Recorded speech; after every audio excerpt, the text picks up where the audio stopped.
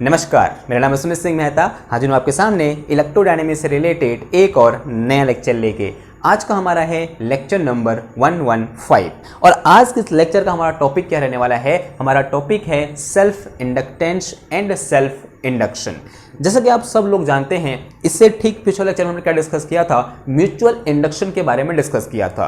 तो mutual induction हमने क्या पढ़ा था, हमने पढ़ा था कि अगर मेरे पास क्या है, एक कॉइल है, ठीक है, एक कॉइल ये है और उसके रिलेटिव हमने क्या रखे हुए, कोई इसके नियर बाई कोई दूसरी कॉइल रखी हुई है। इसे हमने क्या बोला था, लूप 1 या फिर बोलते हैं कॉइल 1 और कॉइल 2 बोल सकते हैं। इसको क्या बोलते हैं, लूप 1 लूप 2 बोलते हैं। ये क्या थी हमारे पास, लूप 1 थी और इसे हमने क्या बोला था, लूप 2 बोला था। अगर हमने ये बोला था कि अगर इसमें कुछ करंट आई फ्लो कर रही है जो टाइम के साथ क्या हो रही है, चेंज हो रही है, तब इस करंट के फ्लो होने से, हम बोलते हैं इस टाइम वेरिंग करंट की वजह से जो उसके नियर बाई लूप है, इसमें क्या होगा, कुछ ईएमएफ इंड्यूस होगा और उस ईएमएफ के इंड्यूस होने से इस नियर बाई लूप में कुछ करंट क्या हो जाएगी, इंड्यूस हो जाएगी।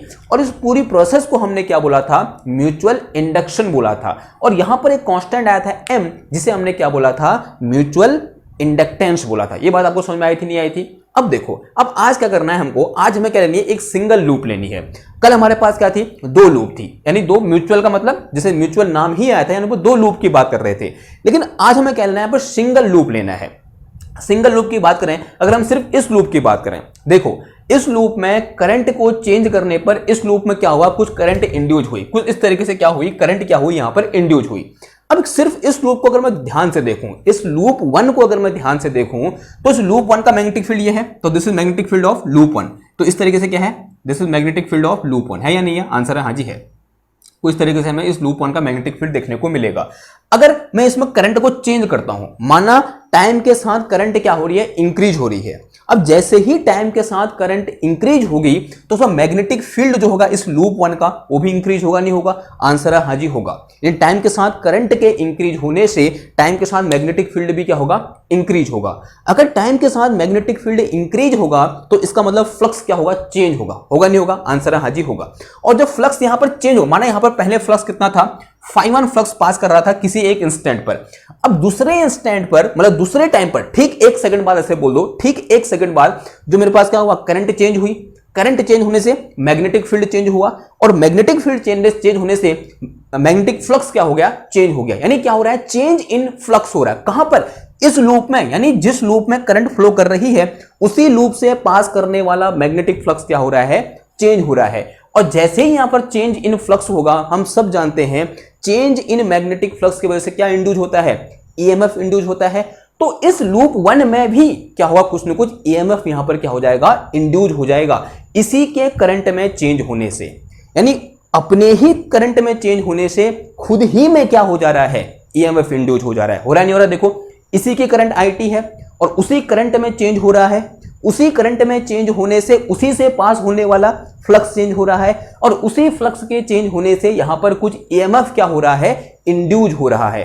And this whole process is known as self induction. इसी को हम क्या बोलते हैं, सेल्फ इंडक्शन बोलते हैं। जब नियर बाई लूप में क्या होगा, चेंज इन फ्लक्स या फिर इंड्यूस्ड ईएमएफ होगा, कहां, नियर बाई लूप में, तब उसे हम क्या बोलेंगे, म्यूचुअल इंडक्शन। लेकिन जब खुद के करंट के कारण, करंट में चेंज होने के कारण खुद ही में इंड्यूस ईएमएफ या फिर ईएमएफ इंड्यूस हो जाएगा, उसे हम क्या बोल देंगे, सेल्फ इंडक्शन बोल देंगे। सेल्फ का मतलब खुद में, समझ में आ रही बात? यानी इंडक्शन कहां हो रहा है, खुद में हो रहा है, तब इस टाइप के इंडक्शन को हम क्या बोलते हैं, सेल्फ इंडक्शन बोलते हैं। ये बात समझ में आई? ये थोड़ा बहुत क्या था, हमारा इंट्रोडक्शन था। अब एक सिस्टमेटिक तरीके से इसको लिख के चलते हैं। ओके, तो फटाफट से रोज की तरह कॉपी पेन निकालो और हेड डालो क्या, सेल्फ इंडक्शन। हेडिंग क्या है हमारी, सेल्फ इंडक्शन है, और या फिर सेल्फ इंडक्शन और डैश करके या फिर उसी में लिख देना एंड सेल्फ इंडक्टेंस लिख देना, ठीक है। तो हेडिंग क्या हो जाएगी हमारे पास, self induction and self inductance, self induction and self inductance. Okay, तो अज्यूम करो, ऐसा बोल दो कि let us consider we have a single loop having time varying current varying current IT, यानी कैसी करंट है, उसमें एक करंट IT फ्लो कर रही है जो टाइम के साथ क्या हो रही है, चेंज हो रही है। एंड ड्यू टू दिस, ऐसे लिखो, पहले चित्र बना लेते हैं, ठीक है। इस तरीके से मेरे पास क्या है, एक ये लूप है यहाँ पर, okay, this is my loop, this is a loop, ये क्या है, दिस वन इज लूप। और इस लूप में क्या कर रही है, कुछ करंट IT क्या कर रही है, फ्लो कर रही है। और जैसे में कुछ करंट IT फ्लो करेगी तो सब कुछ में कोई मैग्नेटिक फील्ड होगा, तो late us say this is magnetic field of this loop, ठीक है। इस तरीके से ऐसे बाहर निकल रखा है, ठीक है, इसके अंदर से निकलेगा तो मैंने ऐसे बना दिया, ओके। थोड़ा सा अच्छा बनाने की कोशिश कर रहा हूँ, ये समझ में आ रहा है मैं क्या करना चाह रहा हूँ। फिर यहाँ से भी जाएगा, फिर ये यूँ करके ऐसे मिटाओ, फिर यूँ, ठीक है। दिस इज मैग्नेट, एंड इसमें कितने IT करंट है, तो मैग्नेटिक फील्ड है वो कितना है मेरे पास, BT है, यानी वो भी क्या होगा, टाइम के साथ चेंज होगा। यानी ये मेरे पास क्या है, एक करंट कैरिंग लूप है जिसमें क्या हो रही है, कुछ करंट है जो टाइम के साथ क्या हो रही है, वेरी कर रही है। Due to this time varying current, due to this time dependent current, यहाँ पे टाइम वेराइंग करंट कुछ भी बोल सकते हो, टाइम डिपेंडेंट, या फिर ड्यू टू, ऐसे लिखो, when current in loop IT change with time, when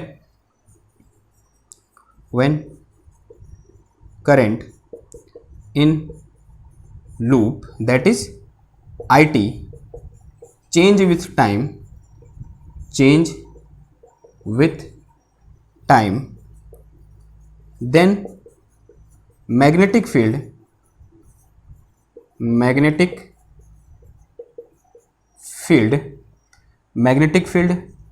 BT also change with time,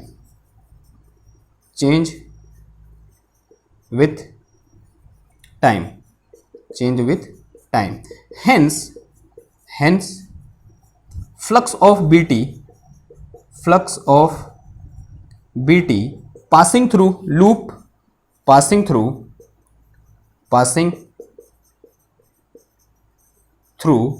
loop also change with time, and according to Faraday law, changing flux या टाइम वेराइंग फ्लक्स या फिर changing flux क्या लिखेंगे, and according to Faraday law this time dependent flux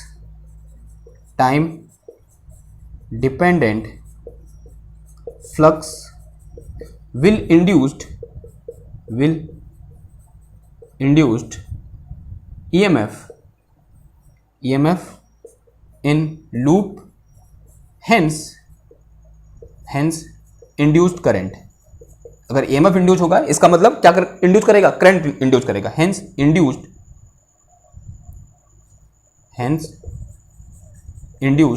current। this whole phenomena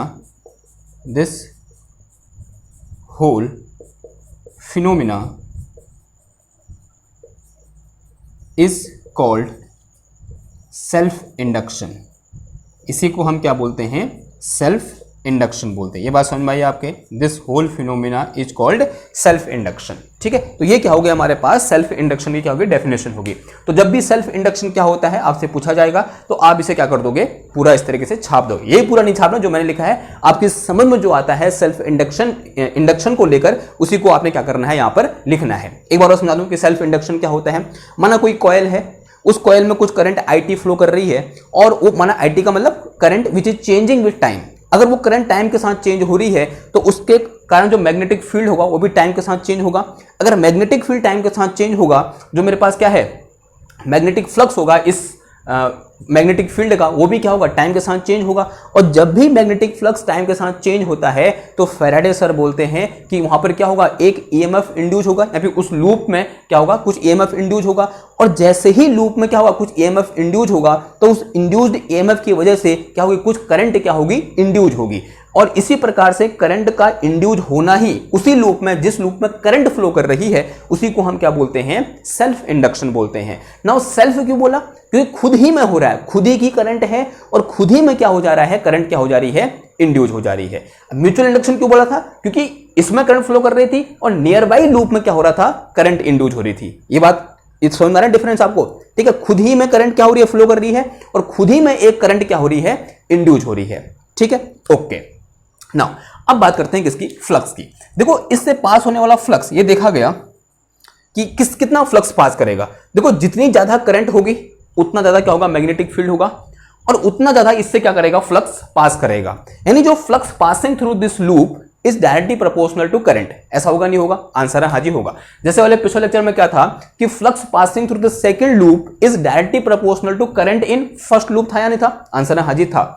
लेकिन यहां पर तो loop कितनी है, सिर्फ एक लूप है, यानी इससे पास करने वाला जो फ्लक्स होगा, जो मैग्नेटिक फ्लक्स होगा, वो किस पर डिपेंड करेगा, इस करंट आई पर डिपेंड करेगा, या बोल सकते हैं जो फ्लक्स होगा इस आई के क्या होगा, प्रोपोर्शनल होगा, ठीक है। तो यहां लिख के चलो, इट इज फाउंड दैट, इसे बताऊं,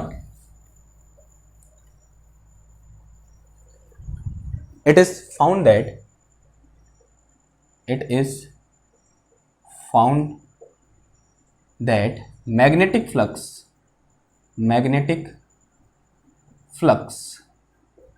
passing through loop is proportional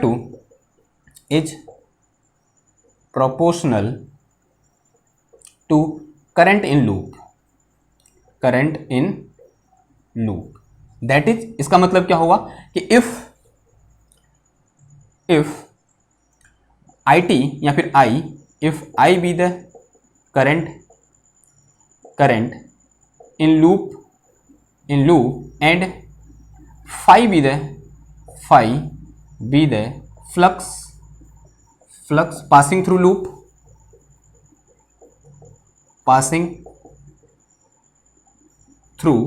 loop, then जो मेरे पास फाई होगा, that phi will be equal directly proportional to I.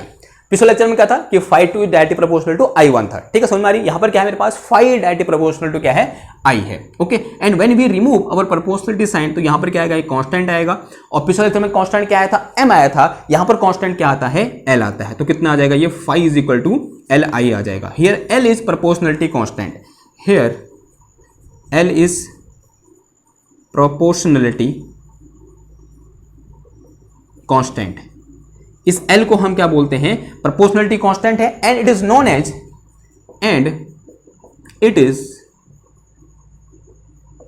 As self inductance. इसी को हम क्या बोलते हैं, सेल्फ इंडक्टेंस बोलते हैं, ठीक है, सेल्फ इंडक्टेंस।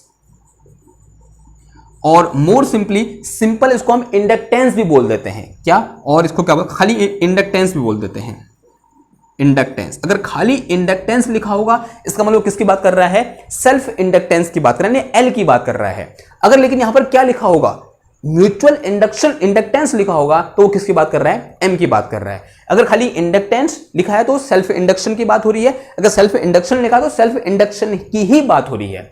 अगर खाली इंडक्टेंस लिखा है तो सेल्फ इंडक्शन की बात हो रही है। अगर म्यूचुअल इंडक्शन की उसे बात करनी होगी तो क्या लिखेगा, म्यूचुअल इंडक्शन लिखेगा। समझ में आई इतनी बात, ओके, इसमें कंफ्यूज नहीं होना है, ओके। तो ये क्या होगा, मेरे पास यहाँ पर फाई इक्वल टू कितना आ गया, मेरा एल आई आ गया। This is very very important relation, and say it is some equation number 1। इसे क्या बोल दो, इक्वेशन नंबर 1 बोल दो। नाउ हमने कल पिछले लेक्चर में डिस्कस किया था कि as M is purely geometrical quantity, क्या होता है, जो m होता है, म्यूचुअल इंडक्टेंस होता है, वो प्योरली ज्योमेट्रिकल क्वांटिटी होता है। यानी किस पर डिपेंड करता है कि लूप की ज्योमेट्री कैसी है, दो लूपों के बीच की रिलेटिव पोजीशन है वो कैसी है, ठीक है, उनका शेप कैसा है, उनका साइज कैसा है, उस बात पर डिपेंड करता है क्या, m, यानी म्यूचुअल इंडक्टेंस। सिमिलरली जो L है यानी सेल्फ इंडक्टेंस या फिर सिंपल इंडक्टेंस है, वो भी किस बात पर डिपेंड करता है, ज्योमेट्री पर डिपेंड करता है कि लूप की ज्योमेट्री कैसी है, लूप सर्कुलर है या फिर ऐसे ही कोई इनरेगुलर शेप की है, या बोल सकते हैं रेक्टेंगुलर है, किस टाइप की लूप है उस बात पर डिपेंड करेगा हमारा क्या, L। तो यहां पर लिख के चलो, एज M का मतलब क्या हुआ, mutual inductance is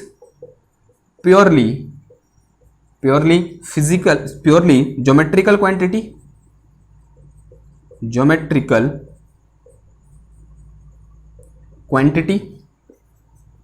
quantity similarly in same way, लिखो इन सेम वे एल का मतलब सेल्फ इंडक्टेंस या फिर simple inductance is also purely geometrical quantity, purely geometrical quantity. कैसी होती है ये? प्योरली ज्योमेट्रिकल क्वांटिटी होती है। समझ में आई इतनी बात? ओके ना, इतनी बात समझ में आ गई तो ये क्या हो गया, हमारे पास एल के बारे में ये डिस्कशन हो गया कि एल क्या होता है, प्रोपोर्शनलिटी कांस्टेंट होता है, जिसे हम क्या बोलते हैं, सेल्फ इंडक्टेंस या फिर सिंपल इंडक्टेंस बोलते हैं, जो प्योरली क्या होता है, ज्योमेट्रिकल क्वांटिटी होता है। अब देखो, अब इंपॉर्टेंट चीज आपके दिमाग में खनक रही होगी, बार बार आपके दिमाग में आ रही होगी कि यहां पर जो ये ईएमएफ इंड्यूस हो रखा है इसकी वैल्यू कितनी होगी।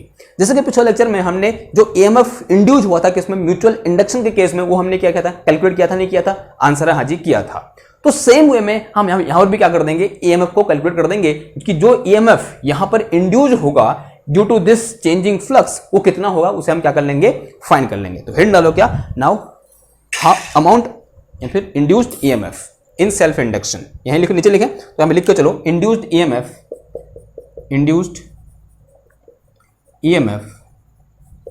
इन सेल्फ इंडक्शन। ठीक है, सेल्फ इंडक्शन के दौरान जो इंड्यूस्ड ईएमएफ होगा वो कितना होगा।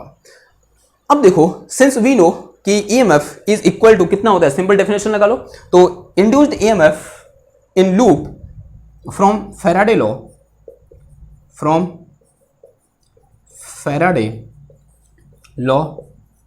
induced EMF in loop will be कितना होगा बताओ, E इक्वल टू कितना हो जाएगा, माइनस का डेल फाई डिवाइडेड बाय कितना हो जाएगा, डेल टी हो जाएगा। Now since we know phi equal to मेरे पास कितना है, एल आई है, उठा कहां रख दो, इधर रख दो, क्या निकल के आ जाएगा मेरे पास, यहां पर E निकल के आ जाएगा, फिर इंड्यूस्ड ईएमएफ निकल के आ जाएगा।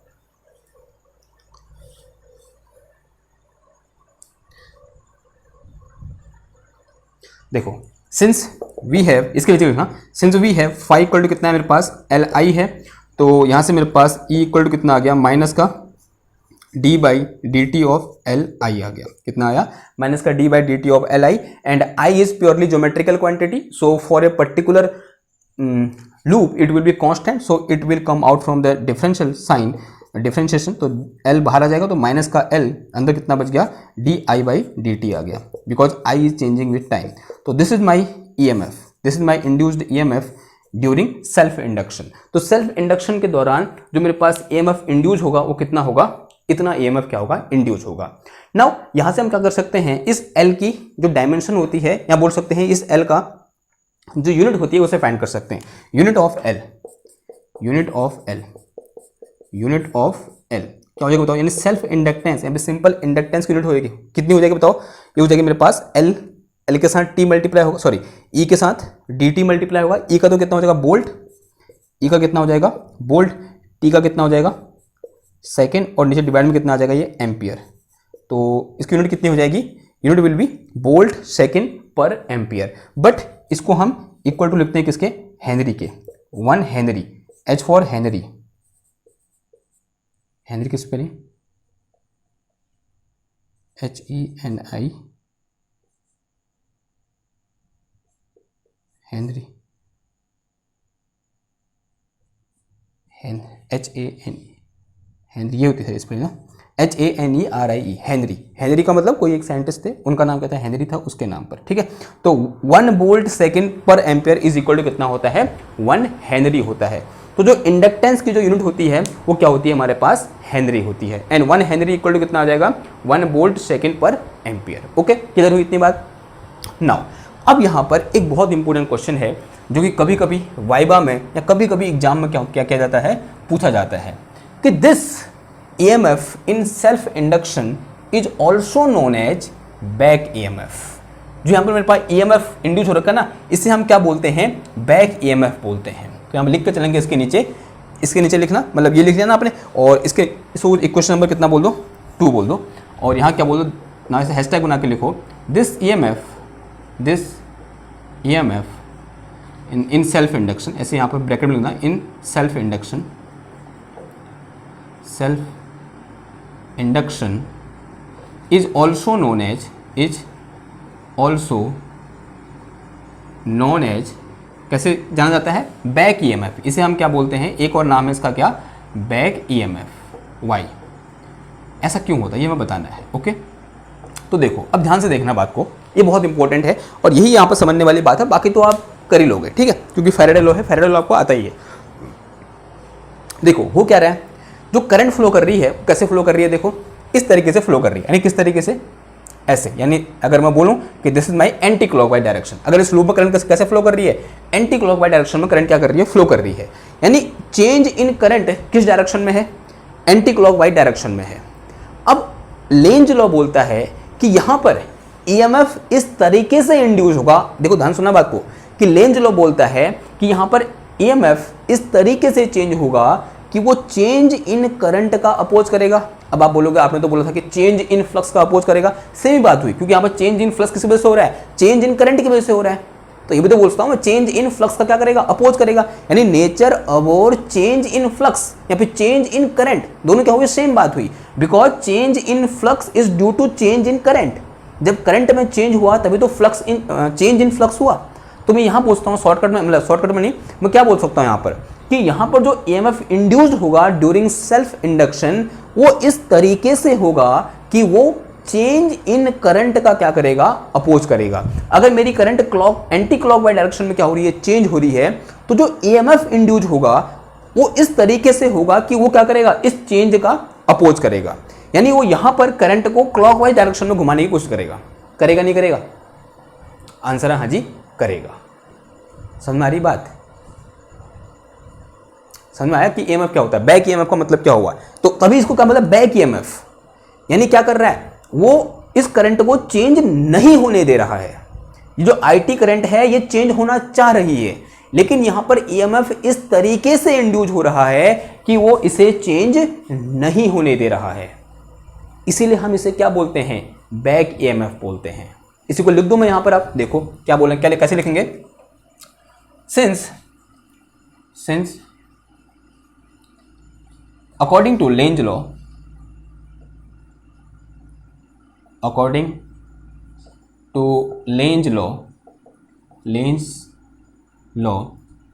the EMF in loop induced in such a way that it will oppose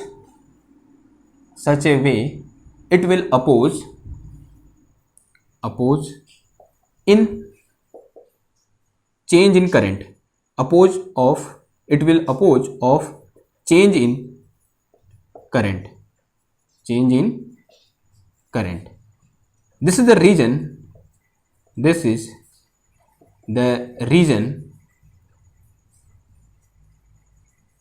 we call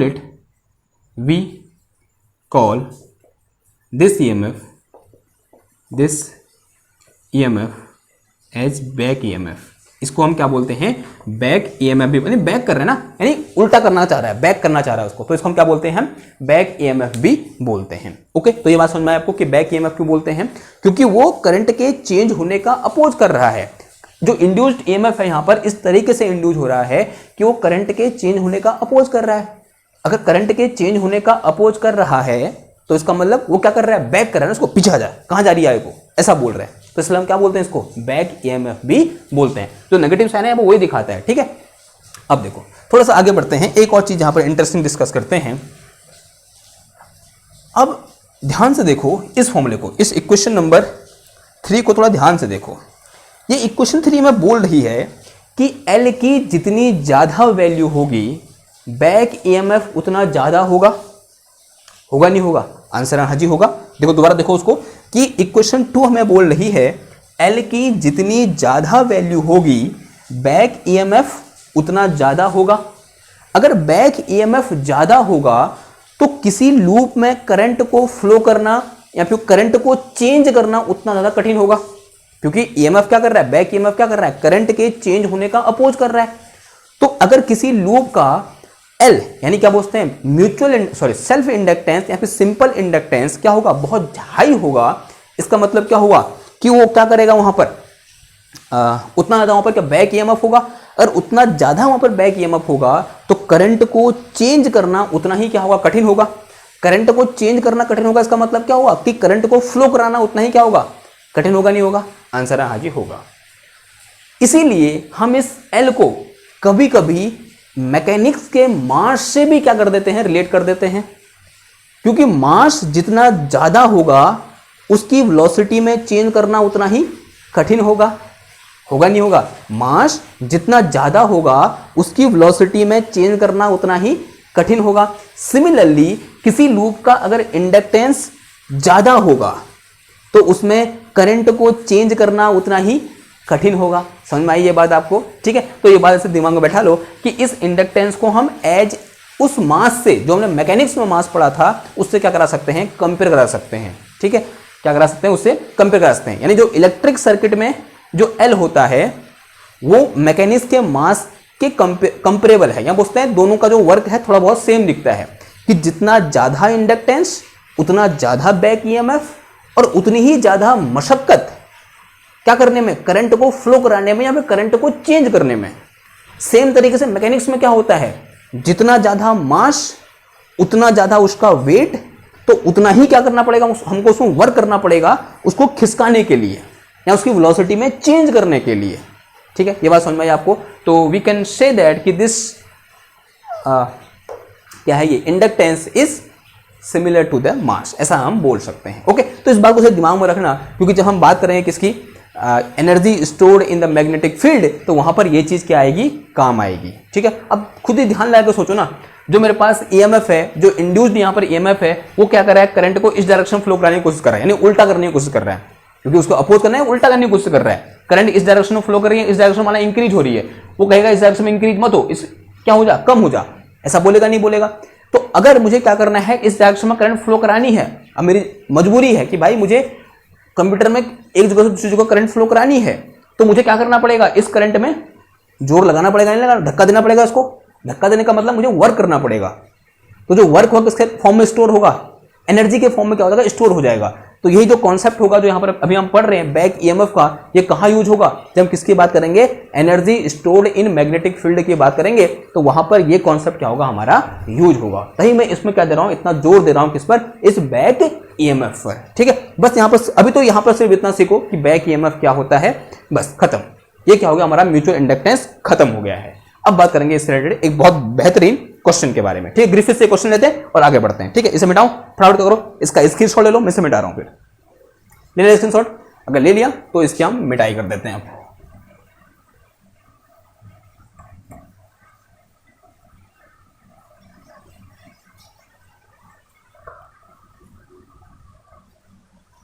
गजब ही चिपक जाता है यार आजकल, तो छड़ ही नहीं, मिट ही नहीं देता है।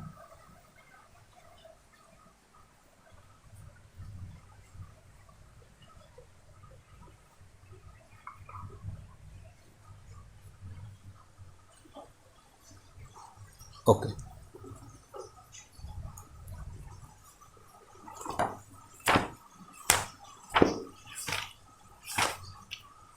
Griffith 7.11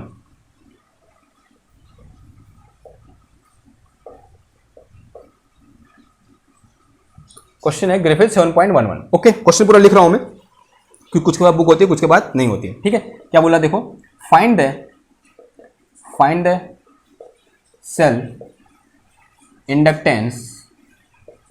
inductance of a toroidal coil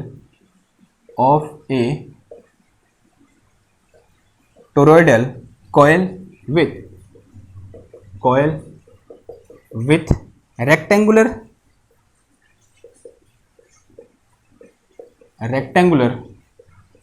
cross section, inner radius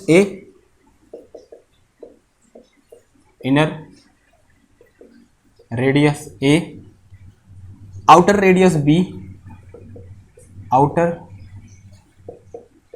radius b, height h,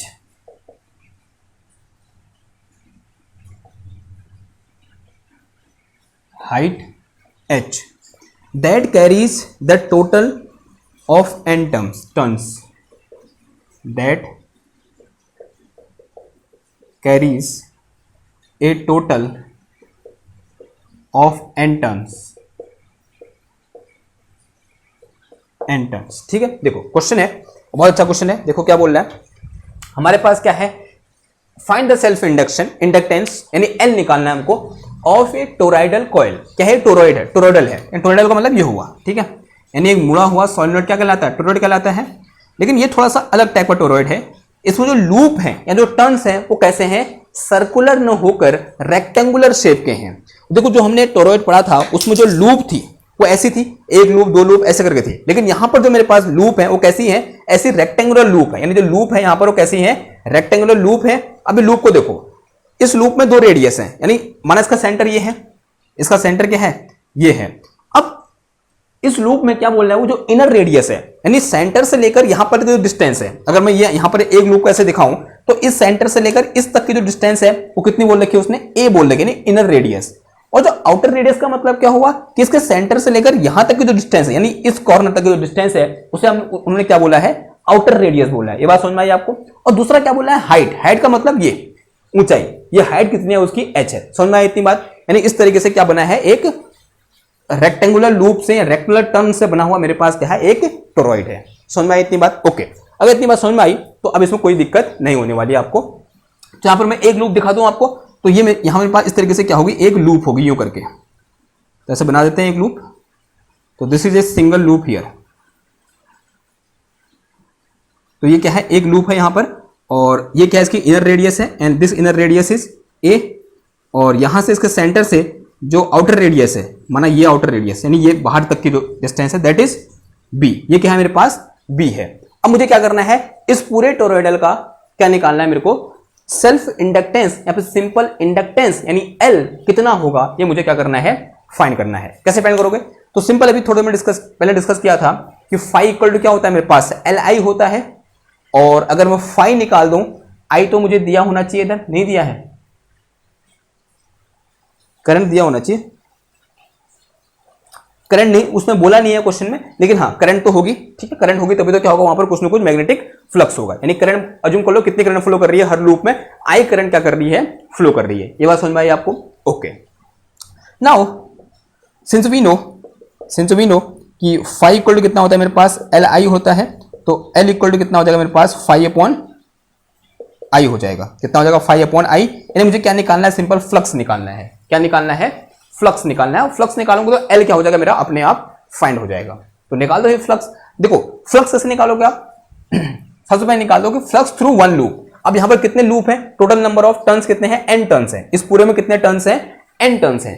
सबसे पहले क्या करेंगे, एक टर्न से कितना फ्लक्स पास कर रहा है उसे निकाल देंगे, और फिर क्या कर देंगे, उसको हम एन से मल्टीप्लाई कर देंगे, तो क्या आ जाएगा, टोटल फ्लक्स आ जाएगा। टोटल फ्लक्स आ जाएगा तो अपने आप ही क्या आ जाएगा, यहां से एल आ जाएगा, ओके। तो अब फ्लक्स निकालने के लिए मुझे क्या चाहिए, मैग्नेटिक फील्ड चाहिए। क्या चाहिए, मैग्नेटिक फील्ड। तो magnetic field of toroid, since we know magnetic field of toroid क्या होता है बताओ,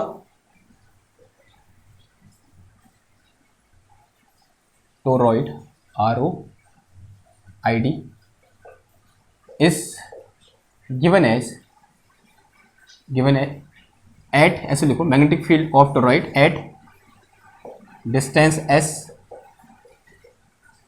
फ्रॉम सेंटर,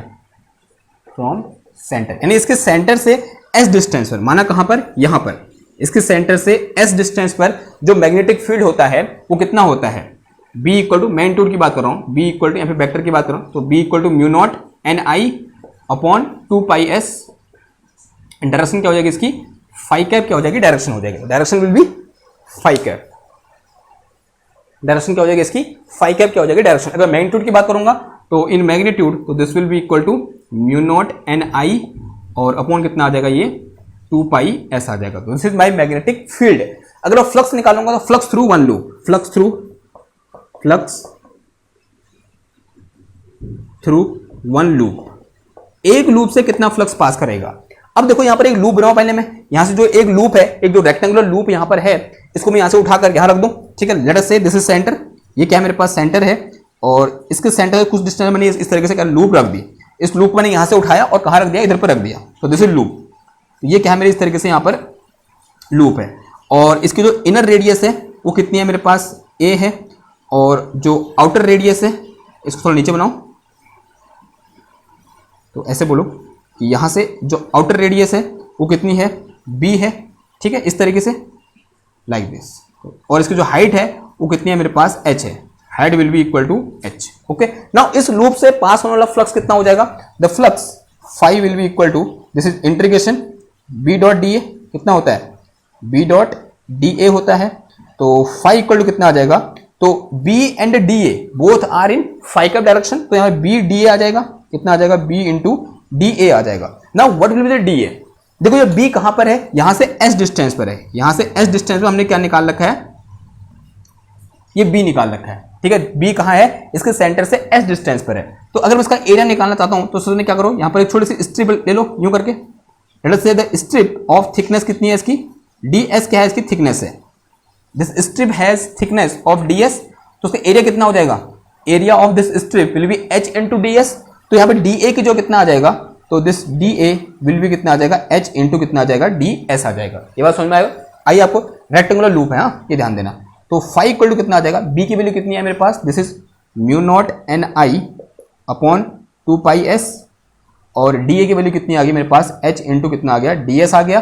एंड एस की लिमिट कहां से कहां हो जाएगी, S is from A to B, S कहां से कहां है, ए से बी है, तो S is from A to B, जिससे क्या हो रहा है, फ्लक्स पास हो रहा है, ए टू क्या आ जाएगा मेरे पास, बी आ जाएगा। ओके, तो यहां से मेरे पास फाई इक्वल टू आ गया mu naught N I upon this is 2 pi और इंटीग्रेशन, और एच भी आ जाएगा बाहर, H is constant which is come out from the integration, and this is 1 by S D S, 1 by S into D S, and limit from A to कितना आ जाएगा, ये बी आ जाएगा।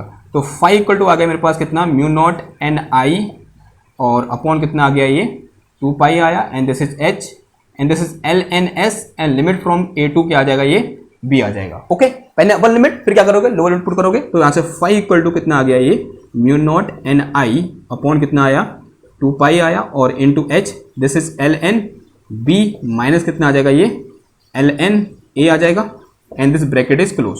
तो ये log A minus log B का formula लगा दो, तो यहाँ पर कितना आ गया, phi naught sorry mu naught N I upon this is 2 pi and this is H, और ये मेरे पास कितना आ गया, एल एन बी अपॉन कितना आ गया, ए आ गया। This is flux passing through the one loop, एक लूप से कितना फ्लक्स पास कर रखा है, इतना फ्लक्स क्या किया, पास किया। अगर मैं ये बोलूं कि find the flux passing through total toroid, तो कितना आ जाएगा, इनटू क्या कर दूंगा, एन कर दूंगा, सारे टोटल नंबर ऑफ टर्न्स कितने हैं, एन है, तो टोटल फ्लक्स कितना आ जाएगा, कितना आ जाएगा, इसको एन से क्या कर दोगे आप, सिंपल यहां पर मल्टीप्लाई कर दोगे, तो टोटल फ्लक्स कितना आ जाएगा मेरे पास, total flux will be equal to कितना आ गया, एन इंटू फाई आ गया। Let us say this flux is capital phi, तो capital phi is equal to this N से मल्टीप्लाई करोगे तो क्या हो जाएगा, एन स्क्वायर हो जाएगा ये, तो ये आ जाएगा मेरे पास कितना, म्यू नॉट एन स्क्वायर आई और अपॉन कितना आ गया, ये 2 पाई आ गया, and this is H and this is L N B upon कितना आ गया, ए आ गया। तो this is my total flux phi, ये क्या निकल गया मेरा, टोटल फ्लक्स फाई निकल। एक मिनट यार वेट करो, हाँ क्या हो रहा है,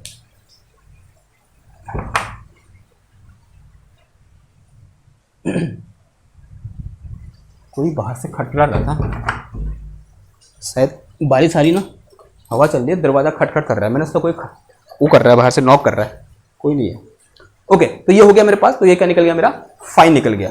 ठीक, मुझे निकालना तो क्या है, एल निकालना है, तो यही थोड़ा सा चेंज करो, देखो इस आई को अलग से ले लो, तो capital phi total flux equal to कितना आ गया, ये mu naught N square into h और अपॉन कितना आ गया, ये 2 pi and this is L N B upon a, और इंटू कितना आ जाएगा, आई आ जाएगा, दिस इंटू आई।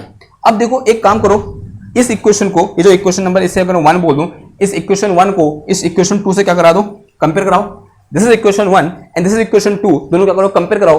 तो by comparing equation 1 and equation 2 what we get, देखो ये फाई है, और ये फाई है, ये आई है, वो भी लास्ट में आई है, तो ये एल है, तो बीच का जो कोष्टक के अंदर है वो क्या है मेरे पास एल है। तो यहां से मेरे पास एल इक्वल टू कितना निकल के आ गया, तो जो एल इक्वल टू निकल के आया, कितना निकल के आया देखो, mu naught N square H और अपॉन कितना आ गया ये 2 पाई और इनटू कितना आ जाएगा l N B upon a आ गया। ठीक है, कितना आ गया l upon b upon sorry l N B upon a log b upon a आ। ठीक, तो this is my inductance. Clear? बीच में यार खतरनाक बारिश स्टार्ट होगी इधर, तो मेरा ध्यान सब उधर चला गया, कहीं गड़बड़ तो नहीं हुई? इधर हवा चल रही, दरवाजा हिल रहा है, मैंने सोचा कोई आया है बाहर से, जोर जोर से नॉक कर रहा है, तब मैं गया, कोई नहीं है। 11 बज रहा है, कितना बज रहा है 10:45 हो रहा है रात का।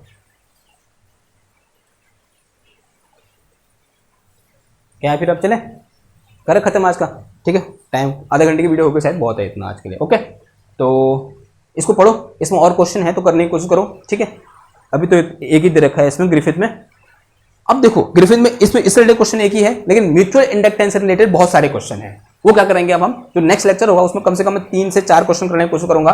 और 3-4 क्वेश्चन का मतलब यहाँ पर कम क्वेश्चन नहीं होता, बहुत ज्यादा क्वेश्चन होते हैं, क्योंकि हर जो क्वेश्चन होता है वो एक नए कॉन्सेप्ट को आपके सामने क्या करता है, रखता है। ठीक है, तो बहुत इंपॉर्टेंट क्वेश्चन होने वाले हैं कल के, तो उन्हें क्या करिए आप देखना, मतलब उनको देखना, क्योंकि उनको जब देखोगे, जब क्वेश्चन करोगे, तभी आप क्या कर पाओगे, कहीं पर एग्जामिनेशन में, जब एग्जामिनेशन हॉल में बैठे होगे तो वहां पर जो क्वेश्चन आपके सामने आएंगे उनको आप काउंटर कर पाओगे। ठीक, खाली थ्योरी पढ़ के कुछ नहीं होता। ठीक है, तो आज के लिए बस इतना ही, मिलते हैं आपसे नेक्स्ट क्लास में एक और नए टॉपिक के साथ। तब तक थैंक यू, धन्यवाद, बाय बाय।